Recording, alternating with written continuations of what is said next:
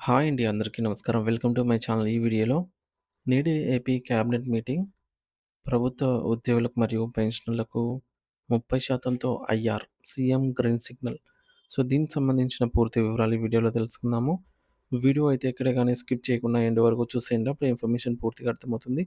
అలాగే వీడియో చూస్తున్న ప్రతి ఒక్కరు వీడియోకి లైక్ చేయండి ఫ్రెండ్స్. ఈ వీడియోని తోటి ఉద్యోగ, పెన్షనర్ మిత్రులతో అయితే షేర్ చేయండి. కొత్తగా మన ఛానల్ చూస్తున్నవారు ఇంకా ఎవరైనా సబ్స్క్రైబ్ చేసుకోకుంటే వెంటనే మన ఛానల్‌ని సబ్స్క్రైబ్ చేసుకోండి. దీని ద్వారా నేను చేసే లేటెస్ట్ వీడియోస్ అన్నీ మీ వరకు రీచ్ అవుతాయి. ఇక ఆలస్యం చేయకుండా వివరాల్లోకైతే వెళ్ళిపోదాము.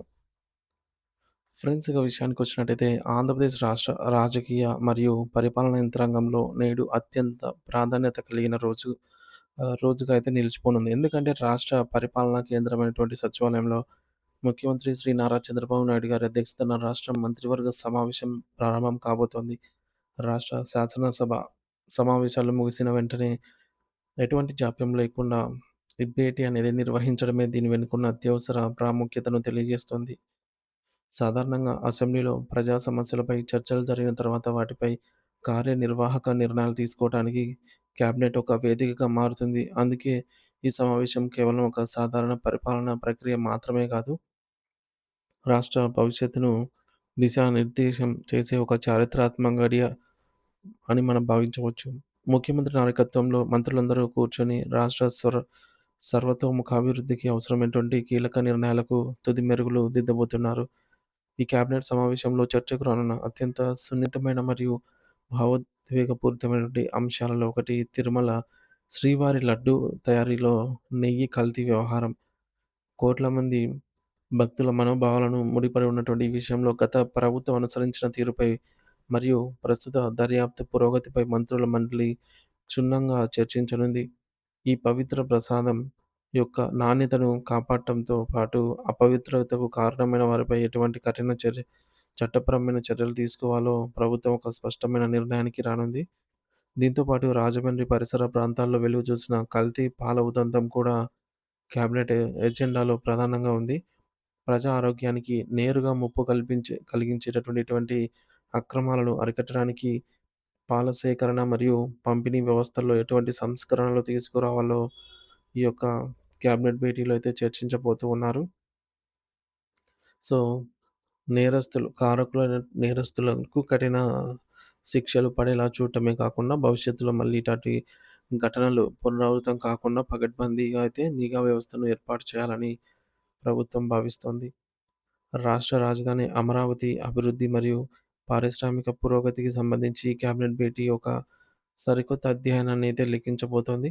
ఆంధ్రప్రదేశ్ రాజధాని ప్రాంత అభివృద్ధి ప్రాధికార సంస్థ సిఆర్‌డిఏ సమర్పించినటువంటి కీలక ప్రతిపాదనలు ఈ సమావేశంలో అధికారిక ఆమోద ముద్ర లభించనుంది. ఇందులో అత్యంత ప్రధానమైన అంశం ఏమిటంటే గత ప్రభుత్వం తీసుకొచ్చిన వివాదాస్పద R5 జోన్‌ను అధికారికంగా రద్దు చేయడం. రాజధాని మాస్టర్ ప్లాన్‌ను దెబ్బతీసేలా ఉన్న ఈ జోన్ రద్దు నిర్ణయం ద్వారా అమరావతి ఒక ప్రపంచ స్థాయి రాజధానిగా తీర్చిదిద్దే ప్రక్రియలో ఉన్నటువంటి అతి పెద్ద అడ్డంకి అయితే తొలగిపోనుంది. దీనివల్ల అమరావతిలో మౌలిక సదుపాయాల కల్పన వేగవంతం కావడమే కాకుండా పెట్టుబడిదారులలో నమ్మకం పెరుగుతుంది.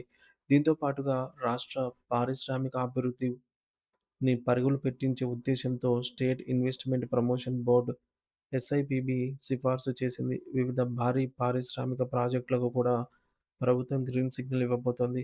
దీనివల్ల రాష్ట్రానికి లక్షల కోట్ల రూపాయల పెట్టుబడులు తరలిరావడమే కాకుండా ఉద్యోగాల కోసం ఆశగా ఎదురుచూస్తున్న వేలాది మంది యువతకు కొత్త పరిశ్రమల ద్వారా అద్భుతమైన ఉత్పాదైతే అవకాశాలు లభించనున్నాయి.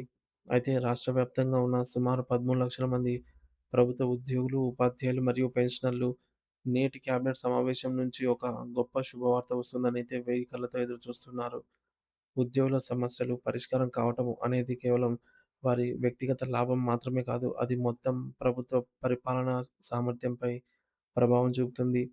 ప్రతి 6 నెలలకు ఒకసారి కరువుకు అనుగుణంగా రావాల్సిన డీఏలు, ప్రతి 5 ఏళ్లకోసారి పెరగాల్సినటువంటి పీఆర్సీ మరియు పదవీ విరమణ చేసిన వెంటనే అందాల్సిన రిటైర్మెంట్ బెనిఫిట్స్ వంటి సకాలంలో అందించడం ప్రభుత్వ ప్రాథమిక మరియు రాజ్యాంగబద్ధమైన బాధ్యత అని ఉద్యోగ సంఘాలు గుర్తు చేస్తున్నాయి. గత కొంతకాలంగా పెండింగ్‌లో ఉన్న 4 డీఏల విడుదలపై ఈ సమావేశంలో ఒక సానుకూల నిర్ణయం వస్తుందని అందరూ ఆశిస్తున్నారు. డీఏ అనేది కేవలం అదనపు జీతం కాదు, పెరిగిన ధరల భారం నుండి ఉద్యోగి కుటుంబాన్ని కాపాడే ఒక రక్షణ కవచం లాంటిది. మరో కీలకమైన డిమాండ్ 12వ వేతన సవరణ సంఘం ఏర్పాటు. 11వ పీఆర్సీ గడువు ముగిసి చాలా కాలం అవుతున్నా కొత్త కమిషన్లను ఇంకా నియమించకపోవడం ఉద్యోగ వర్గాల్లో ఆందోళన కలిగిస్తోంది. ఈ ప్రక్రియ ఆలస్యం అవుతున్నందున తక్షణ ఆర్థిక ఊరటగా 27% నుండి 30% వరకు మధ్యంతర వృత్తిని ప్రకటించాలి అని ఉద్యోగులు బలంగా కోరుతూ ఉన్నారు. మరి ఐఆర్ అనేది కొత్త పీఆర్సీ అమల్లోకి వచ్చే వరకు కూడా ఉద్యోగులకు ఇచ్చే ఒక తాత్కాలిక ఆర్థిక ఆసరా. నిత్యావసర వస్తువుల ధరలు ఆకాశాన్ని తాకుతున్న ఈ తరుణంలో ఐఆర్ ప్రకటన ఉద్యోగ కుటుంబాలకు కొండంత అండగా నిలుస్తుంది. దీంతో పాటు ఉద్యోగులు తమ అత్యవసర అవసరాల కోసం దాచుకున్న జీపీఎఫ్ నిధులు వాడుకోకుండా మిగిలిచ్చిన సెలవుల నగదు మార్పిడి, సరెండర్ లీవ్స్ వంటి బకాయిలను కూడా వెంటనే విడుదల చేయాలని వారు పట్టుబడుతున్నారు. రాష్ట్ర బడ్జెట్‌లో సంక్షేమ పథకాలకు కేటాయించే నిధులతో పాటు పరిపాలనను నడిపించే ఉద్యోగుల జీతభత్యాలకు కూడా సమాన ప్రాధాన్యత ఇవ్వాలని అయితే వారు కోరుతున్నారు. కేవలం ఆర్థిక ప్రయోజనాలే కాకుండా ఉద్యోగుల ఆరోగ్య భద్రతకు సంబంధించి ఈహెచ్ఎస్ పథకం అమల్లో ఉన్న లోపాలను సరిదిద్దడంపై కూడా ప్రభుత్వం దృష్టి సారించాల్సి ఉంది. ఆసుపత్రులలో నగదు రహిత చికిత్స అందక పెన్షనర్లు పడుతున్న ఇబ్బందులను తొలగించడానికి ఒక శాశ్వత పరిష్కారాన్ని ఈ భేటీలో అయితే చూపాలి అని అందరూ ఆకాంక్షిస్తూ ఉన్నారు. అలాగే గ్రామ వార్డు సచివాలయ ఉద్యోగులు కాంట్రాక్ట్ మరియు ఔట్‌సోర్సింగ్ సిబ్బంది కూడా తమ సేవల క్రమబద్ధీకరణ మరియు వేతన పెంపుదల కోసం ఆశగా అయితే ఎదురుచూస్తూ ఉన్నారు. మరి వీరితో పాటు ఏపీ అంగన్వాడీ ఉద్యోగుల సమస్యలు కూడా చర్చకొచ్చే అవకాశం అయితే ఉంది. ఉద్యోగ సంఘాలు జేఏసీ ఇప్పటికే ప్రభుత్వానికి పలుమార్లు విన్నవించి ఈ సమావేశంలో పరిష్కారం లభించకపోతే భవిష్యత్తులో ఉద్యమ కార్యాచరణ ప్రకటించక తప్పదని హెచ్చరించింది. మరిది ప్రభుత్వానికి ఒక రకమైనటువంటి అల్టిమేటం లాంటిదే. ఎందుకంటే సంతృప్తికరమైన ఉద్యోగ యంత్రాంగం లేనిదే పరిపాలన అసాధ్యం. ప్రభుత్వం ముందున్న అతిపెద్ద సవాలేంటంటే ఒకవైపు రాష్ట్ర ఆర్థిక పరిమితులు మరియు అప్పుల భారం. మరోవైపు లక్షలాది మంది ఉద్యోగుల న్యాయమైన కోరికలు. అయితే నిపుణుల విశ్లేషణ ప్రకారం సమస్యలను వాయిదా వేయటం వల్ల భవిష్యత్తులో బకాయిలు కొండలా పేరుకుపోయి ప్రభుత్వంపై మరింత భారం పడుతుంది. అందుకే ఇప్పటి నుండే విడతల వారీగా డీఏలను విడుదల చేయడం మరియు పీఆర్సీ ప్రక్రియను ప్రారంభించడం వల్ల ఆర్థిక నిర్వహణ సులభతరం అవుతుంది.